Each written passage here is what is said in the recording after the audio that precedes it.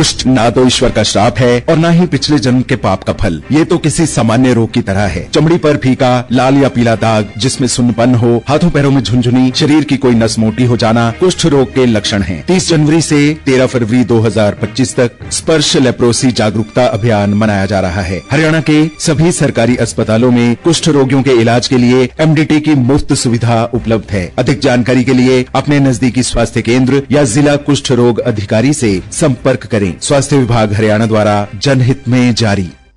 नमस्कार, ये आकाशवाणी चंडीगढ़ है। अब आप प्रतीका से प्रादेशिक समाचार सुनिए। प्रधानमंत्री नरेंद्र मोदी ने कहा है कि जनता ने उन्हें तीसरी बार देश की जिम्मेदारी सौंपी है और आगामी बजट इस कार्यकाल का पहला बजट होगा।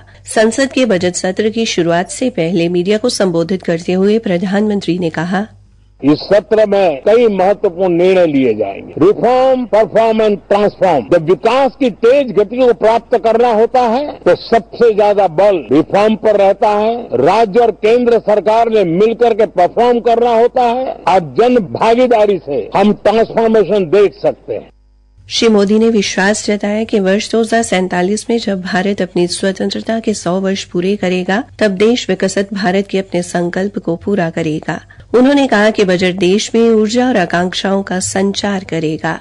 मैं विश्वास से कह सकता हूं कि 2047 जब आजादी के 100 साल होंगे, विकसित भारत का जो संकल्प देश ने लिया है, ये बजट एक नया विश्वास पैदा करेगा, नई ऊर्जा देगा कि देश जब आजादी के 100 साल मनाएगा तब विकसित होकर रहेगा। 140 करोड़ देशवासी अपने सामूहिक प्रयास से इस संकल्प को परिपूर्ण करेंगे।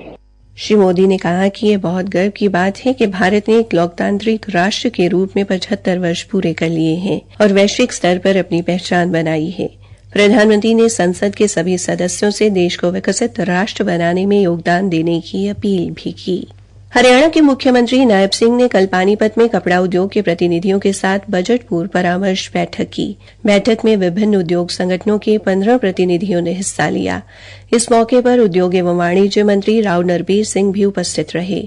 बैठक के बाद मीडिया से बातचीत में मुख्यमंत्री ने कहा, पूरे प्रदेश के अंदर अलग अलग वर्गों से नई बजट को लेकर के सुझाव लिए जा रहे हैं। पानीपत में टेक्सटाइल से संबंधित हमारी यहाँ इंडस्ट्री है और हमने सभी चैम्बर ऑफ कॉमर्स के अधिकारी, हमारे प्रमुख इंडस्ट्रियलिस्ट, ऐसे सब लोगों से सुझाव आमंत्रित किए हैं कि हम बजट के अंदर उसको समाहित कर सके, जिसका लाभ हमारे पानीपत इंडस्ट्री को तो मिले परंतु इससे पूरे प्रदेश के लोगों को भी लाभ मिले।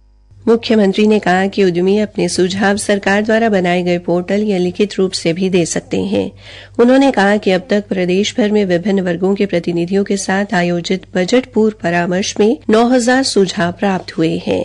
हरियाणा के मुख्यमंत्री नायब सिंह ने कहा है कि प्रदेश की आर्थिक उन्नति के लिए औद्योगिक संस्थानों व निवेश को बढ़ावा देने के लिए बजट पूर्व परामर्श बैठकों में मिले सुझावों के आधार पर नीतियों का सरलीकरण किया जाएगा और वे स्वयं हर 3 महीने में उद्यमियों व निवेशकों के हरियाणा उद्यम प्रोत्साहन केंद्र से जुड़े विषयों की समीक्षा करेंगे।